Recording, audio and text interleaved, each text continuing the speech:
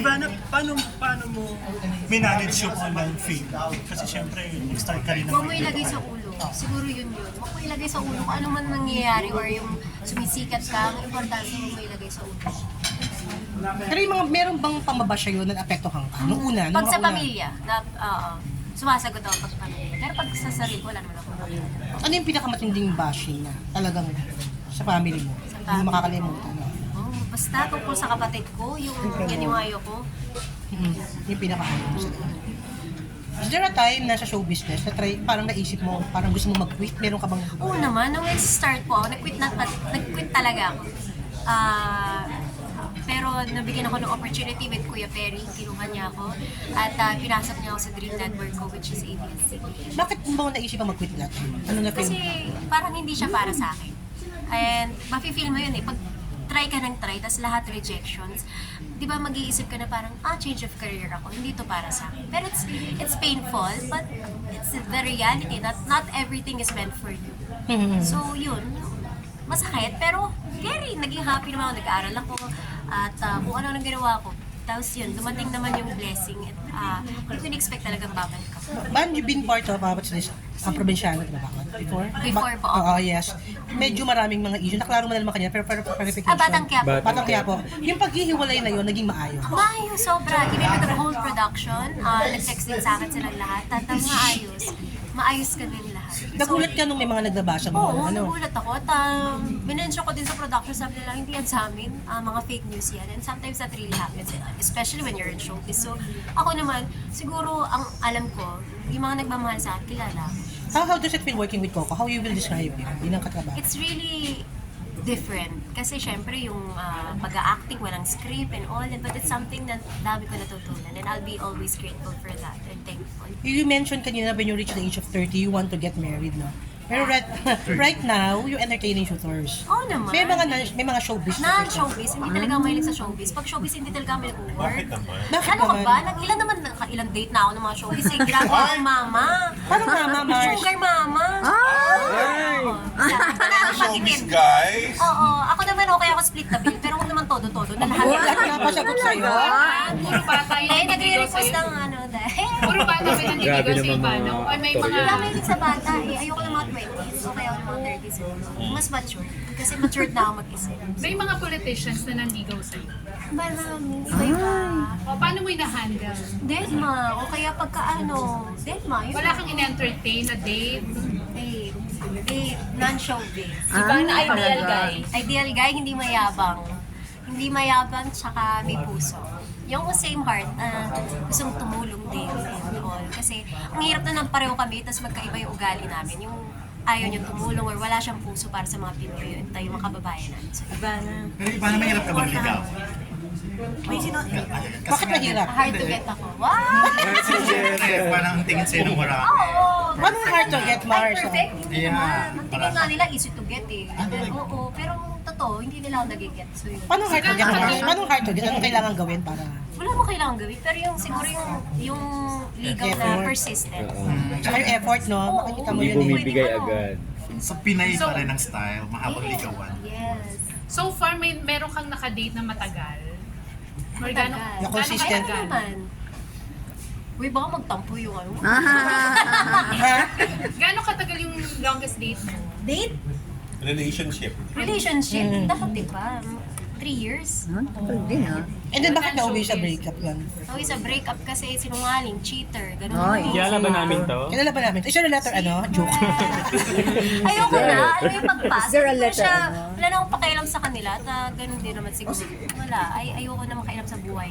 Pero ikaw ba, Mars, meron ka bang fear na parang, let's say, kasi syempre, ang laki ng kikita mo sa vlog, ano? Ang dami mo ng ipon, alam namin. Yung baka mamaya pera, baka mamaya, syempre, sabi mo nga, yung mga showbiz pera, parang, Grabe ka na. parang pera, yun, baka mamaya, hindi, parang baka mamaya, Mars, ang habol, syempre, financial, may ganun ka bang fear, may ganun kang takot. May feeling ka na pag diligawan. So, baka mamaya. Siguro makikita ko yun sa pagkatao ng tao. Di ba? Pag na-meet mo, hindi naman porket showbiz ay mapera, yung gusto mong pera. Hindi naman siya ganun. But when you talk, and I'm speaking of experience, because I've dated several, and ganun yung na-feel ko. And hindi ko sinasabi lahat. Alam ko maraming mababait, pero hindi ko gusto talaga ng showbiz kasi nga kahit paglaplapan sa iba, hindi ko kaya. Conservative ko sa ganun, Mars, oo. Oo, pero ako pwede, di ba? Pero kung nakakaintindihan niya, Double standard. Pipili siya ng showbiz at kaya niya ako. Kasi ako, di ba, I have yung mga kissing scenes, bed scenes. So, dapat ready siya. Ako, hindi ako ready sa kanya. So, kaya not showbiz. Paano kung halimbawa magkaroon ka ng boyfriend na i-require ka na iwan mo ang showbiz? Ay, iwan ko muna siya. Nauna yung showbiz bago siya. So, trabaho muna.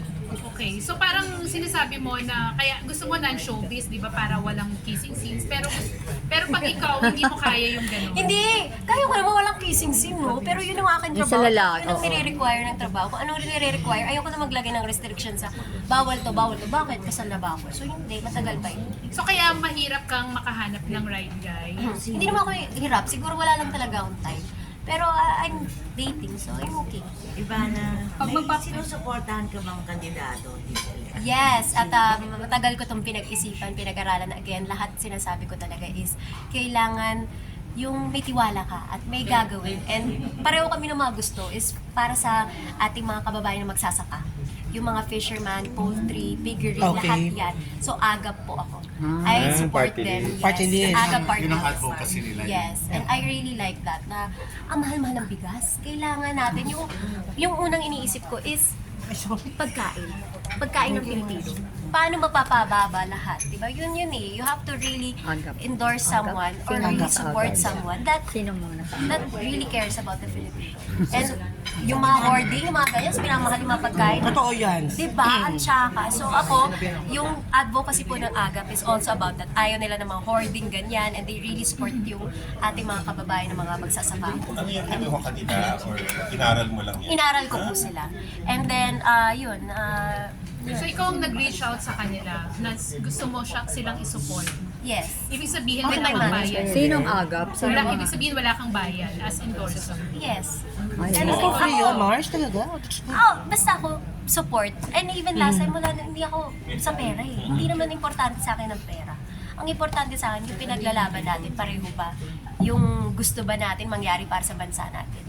Meron kang mga kapwa celebrities na lumapit sa'yo, tumatakbo ngayon Marami para po, i-support. artista, marami rin pong iba-ibang mga yung mga Sektor. Yes, sektor. So ako hindi talaga. Sinasabi ko diretso, sorry, kung gusto mo tumakbo ka, pero I'm not Pero Totoo yun. ano Totoo opinion mo sa mga artist na tumatakbo? At sana may magawa talaga sila para sa Pilipinas. Paano kaibigan mo? Sino ba kaibigan niya? Support ba pagkaibigan mo?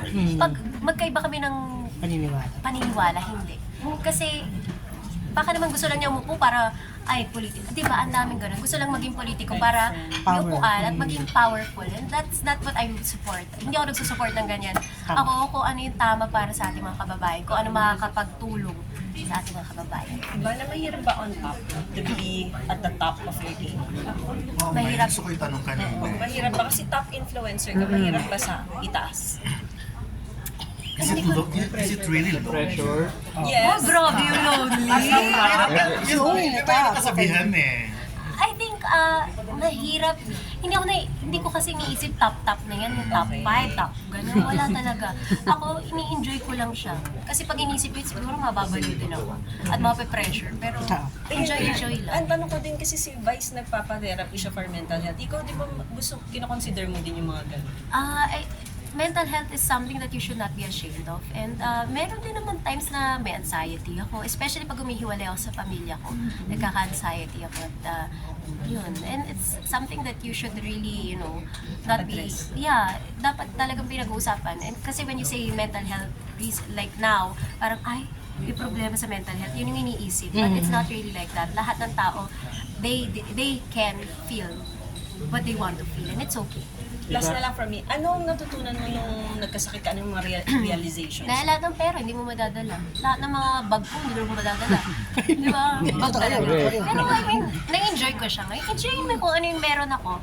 But it's not something that I can bring. Yung pinaka-importante is yung pamilya ko. Kasi sila yung nasa ospital ko nung time na hirap na ako. Sorry, last week, pag nag-asawa ka ba, requirement na katabi ng bahay ng pamilya mo? Di naman. Dahil very ka sa family. Very Siguro slow. yung mahal lang ng pamilya ko. Kasi pag hindi sila magkasundo ng family ko, hindi din kami mag-work. Kasi importante sa akin ang suggestion ng kapatid ko. Ng mama ko yun. And definitely, you're okay now. You're okay. I'm very, very, very okay. Iba na reaction mo na lang nung maling ka sa isang may pamilyadong politiko.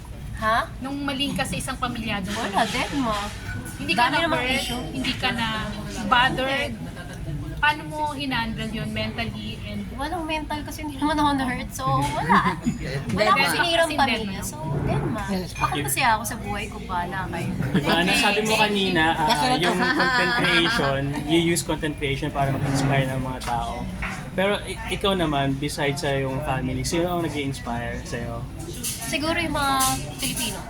When I go and drive and kung nakikita ko yung mga vendors, alam mo, doon ako nakakapag-isip, ay, delivery prank ako kasi gusto ko sila pasayahin. Yun eh, pag lumalabas ako nakikita ko yung mga tao, yung mga Pinoy. Thank you, guys! Salamat. Pwede ba siyang kuha na ng picture niya? Alas na lang daw si Alan.